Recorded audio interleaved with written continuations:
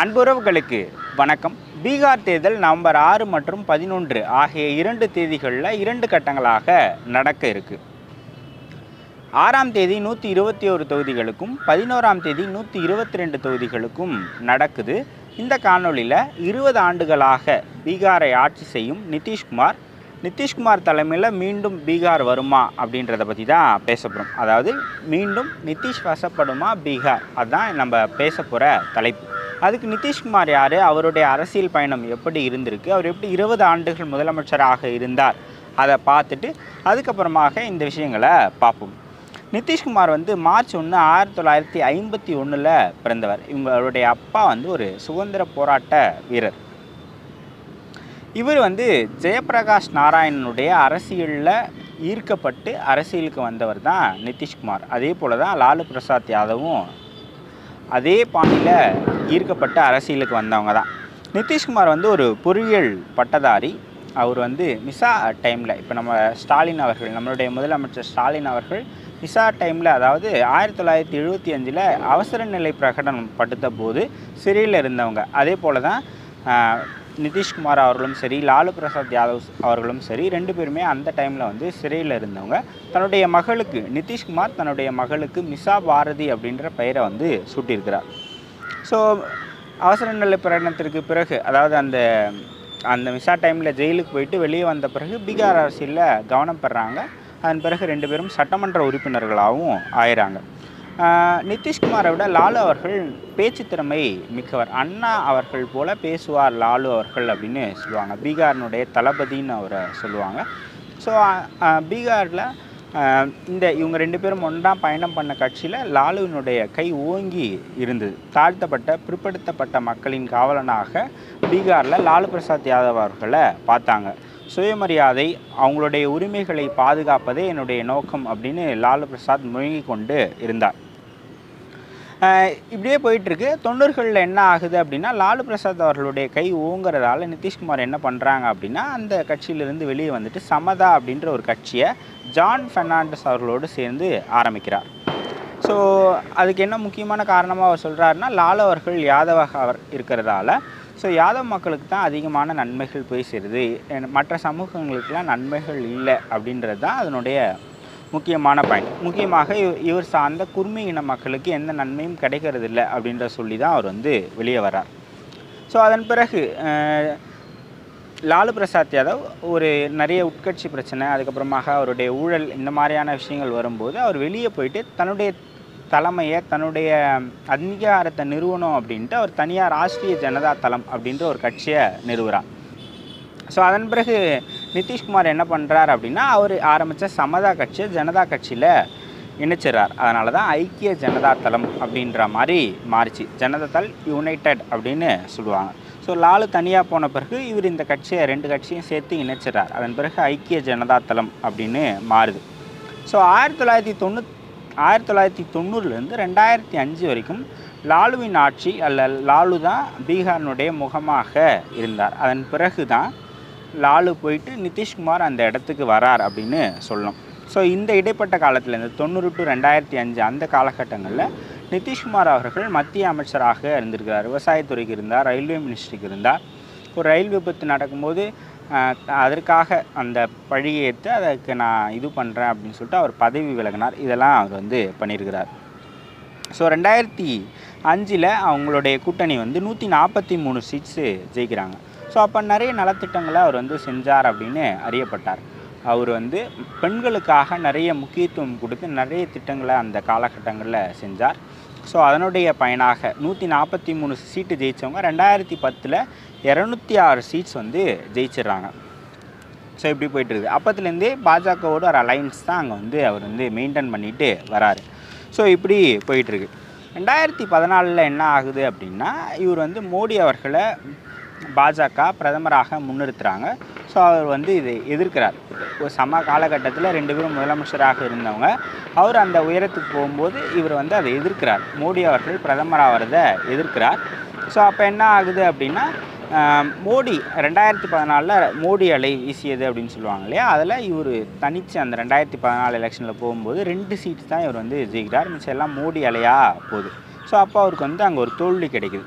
So அந்த டைமில் தான் என்ன பண்ணாங்க அப்படின்னா, அப்போ அவர் வந்து இந்த தோல்விக்கு பொறுப்பேற்று நான் பதவி விலகிறேன் அப்படின்னு விலகினார். அப்போ ஜித்தன் ராம் மாஜி அவர்கள் சீஃப் மினிஸ்டராக ஆக்கப்பட்டார். ஸோ இந்த தோல்வி அதுக்கப்புறமாக வந்து மோடி அவர்களுடைய எதிர்ப்பெல்லாம் சேர்த்து என்ன பண்ணாங்க அப்படின்னா, அப்போ பாஜக கூட்டணியிலிருந்து அவர் வந்து வெளியே வரார்.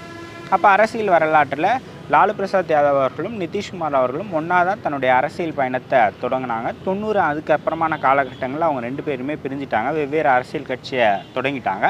அதன் பிறகு 2015 மகாகட்பந்தன் அப்படின்ற ஒரு கூட்டணியை அமைக்கிறாங்க. 2015 ஒரு இப்போ திமுக அதிமுக இங்கே கூட்டணி வச்சா எப்படி இருக்குமோ அந்த மாதிரி எதிரும் புதிருமாக இருந்தவங்க தான் லாலு பிரசாத் யாதவ், நிதிஷ்குமார். 2 பேருமே ஒரே கூட்டணி மகாகட்பந்தன் அப்படின்ற ஒரு கூட்டணி அமைச்சு போட்டிடுறாங்க. அதாவது ஆர்ஜேடி, ஜேடி, அதுக்கப்புறமாக காங்கிரஸ். ஆர்ஜேடி 80 சீட்டும், ஜேடி வந்து 71 சீட்டும், காங்கிரஸ் வந்து 27 சீட்டுகளும் ஜெயிக்கிறாங்க. ஸோ அந்த கூட்டணி ஒரு பெரிய வெற்றியை பெறுது. ஸோ ஆர்ஜேடி அதிக சீட்டு ஜெயிச்சிருந்தாலும் அப்போவும் நிதிஷ் தான் சிஎம் ஆகிறாரு. ஸோ தேஜஸ்வி வந்து டெப்டி சிஎம் ஆகிறாரு. ஸோ இந்த மாதிரி போயிட்டே இருக்கு. ஒரு 2 வருஷம் 2017 வரைக்கும் அந்த கூட்டணி ஆட்சி வந்து போச்சு.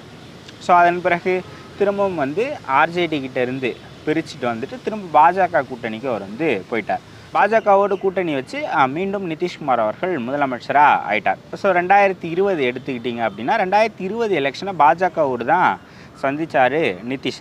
அப்போ 2020 என்ன ஆச்சுன்னா 125 சீட்டு என்டிஏ அலைன்ஸும் 110 சீட்டு வந்து ஆர்ஜேடி காங்கிரஸ் லெஃப்ட் அலைன்ஸும் வின் பண்ணுறாங்க.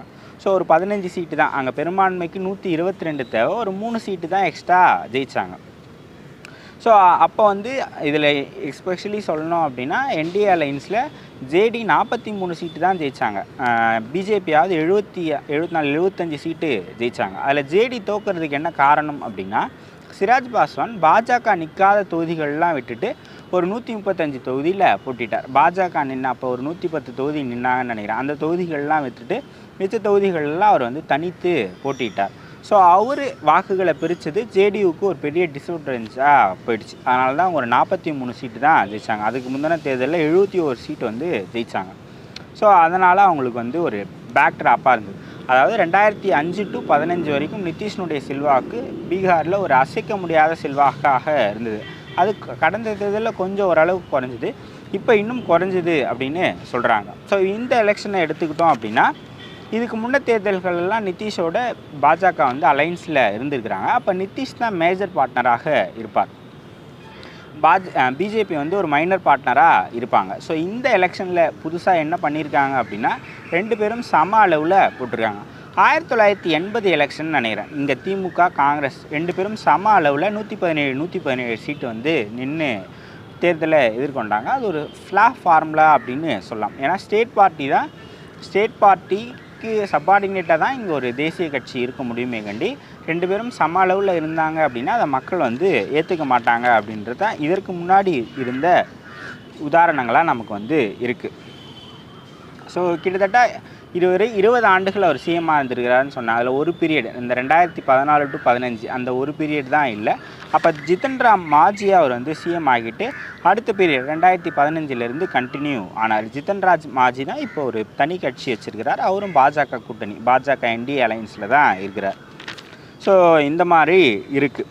நிதிஷை பொறுத்த வரைக்கும் அவருடைய ஆதரவு தளம் அப்படின்றது பெண்களினுடைய வாக்குகள், அதுக்கப்புறமாக அவர் சார்ந்த சமூகமான இபிசியில் வரக்கூடிய குர்மி அந்த சமூகத்தினுடைய வாக்குகளை அவர் வந்து இந்த இபிசியில் ஒரு 26 to 30% வாக்குகள் இருக்குது. ஸோ அது இவருக்கு ஒரு மிகப்பெரிய பலமாக இருக்குது.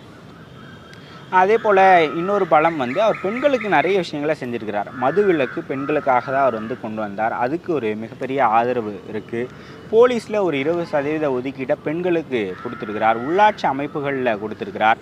தமிழ்நாட்டில் டிஎன்பிஎஸ்சி இருப்பது போல் பீகாரினுடைய ஸ்டேட் கவர்மெண்ட் வேலைகளில் 35% பெண்களுக்கு இடஒதுக்கீடு கொடுத்துருக்கிறார். இந்த மிதிவண்டி இந்த மாதிரியான பல விஷயங்களை பெண்களினுடைய முன்னேற்றத்திற்காக செஞ்சிருக்கிறார்.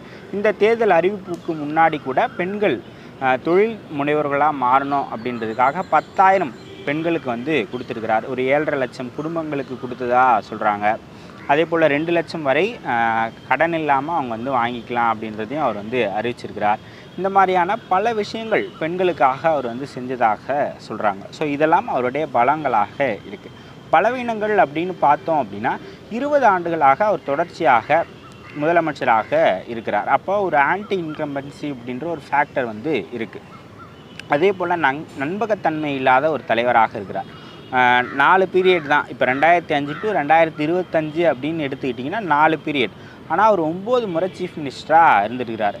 ஒவ்வொரு பீரியட்லேயுமே இப்போ 2015 டு 2020 எடுத்திங்கன்னா ஆரம்பிக்கும்போது ஆர்ஜேடி அலையன்ஸோட சீஃப் மினிஸ்டராக இருந்தார். முடியும் போது பிஜேபியோட இருந்தார். அதே போல் 2020 டு 25 எடுத்திங்கன்னா 3 முறை சீஃப் மினிஸ்டராக அவர் வந்து பதவி ஏற்றுட்டார். இந்த மாதிரி அவர் வந்து நம்பகத்தன்மை இல்லாத ஒரு தலைவராக இருக்கிறார் அப்படின்ற ஒரு குற்றச்சாட்டு இருக்குது. சமீபத்தில் அமித்ஷா அவர்கள் இந்தியா டுடேக்கு பேட்டி அளிக்கும்போது கூட என்னென்னா, நாங்கள் நிதிஷ் தலைமையில் தான் இந்த எலெக்ஷனை சந்திக்கிறோம், ஆனால் முதல்வர் யார் அப்படின்றத தேர்தல் முடிஞ்சு ரிசல்ட்ஸ்லாம் வந்த பிறகு நாங்கள் பேசி முடிவு பண்ணிப்போம் அப்படின்றது தான் சொல்கிறாங்க. இதுக்கு முன்னாடி நடந்த தேர்தல்களெல்லாம் அவங்க நிதிஷ் தலைமையில் தான் சந்திப்பாங்க, நிதிஷ் தான் முதல்வர்னு சொல்லிட்டு சந்திப்பாங்க. ஸோ அந்த மாதிரி இந்த தேர்தல் அவங்க வந்து அணுகலை அப்படின்றது நம்ம பார்க்குறோம்.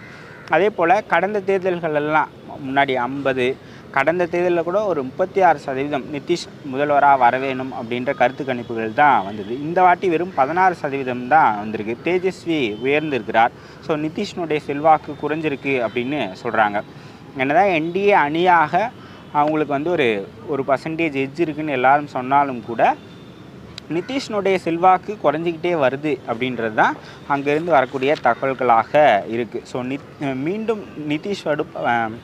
மீண்டும் நிதிஷ் வசப்படுமா பீகார் அப்படின்னா அது ஒரு நவம்பர் 14 அப்படி தான் தெரியும். ஸோ அவர் வந்து அவ்வளவு சுலபமாக அவரை முதலமைச்சர் நாற்காலியிலிருந்து இறக்கிவிட முடியுமா அப்படின்றது தெரில. ஏன்னா அவர் வந்து ஒரு பதவிக்காக எந்த எல்லைக்கும் போகக்கூடிய ஒரு அரசியல்வாதி அப்படின்றது தான் அவருடைய ட்ராக் ரெக்கார்ட் சொல்கிற செய்தியாக இருக்குது. ஸோ அவர் வந்து எந்த அணியை வேண்டுமானாலும் மாறலாம். அதுக்காக ஒருவேளை அவர் இழந்த செல்வாக்கை மீட்டுட்டார் எலெக்ஷனில் அப்படின்னா அது வேறு கதை. இல்லை அவருக்கு இன்னுமே 43லேருந்து இன்னுமே சீட்ஸ் குறையுது, பாஜக அதிக சீட்டில் ஜெயிக்கிறாங்க அப்படின்னா அது ஒரு வேறு கதை. ஸோ பீகாரில் என்ன நடக்க போகுது அப்படின்றது எலெக்ஷன்ஸ் வரைக்கும் இல்லை, எலெக்ஷன்ஸ் முடிஞ்ச பிறகும் அடுத்த ஒரு மாதம் ரொம்ப இன்ட்ரெஸ்டிங்காக இருக்கும் அப்படின்னு சொல்லலாம். ஆர்ஜேடி காங்கிரஸ் அலையன்ஸ் என்ன தான் இதுவாக இருந்தாலும் அவங்க சீட் ஷேரிங்லேயே இன்னும் பிரச்சனை பண்ணிக்கிட்டு இருக்கிறாங்க. ஸோ அந்த ஸ்மூத்னஸ் இன்னும் அங்கே வரல, அந்த கொலிஷன் இன்னும் வரல. ஸோ அது ஒரு என்டிஏக்கு அட்வான்டேஜாக இருக்கலாம். ஸோ நிதிஷ் வசப்படுமா பீகார் அப்படின்னா இப்போதைக்கு இல்லை, இன்னும் ப்ராக்ரஸில் எப்படி போகுது அப்படின்றத பொறுத்திருந்து பார்க்கலாம். நன்றி, வணக்கம்.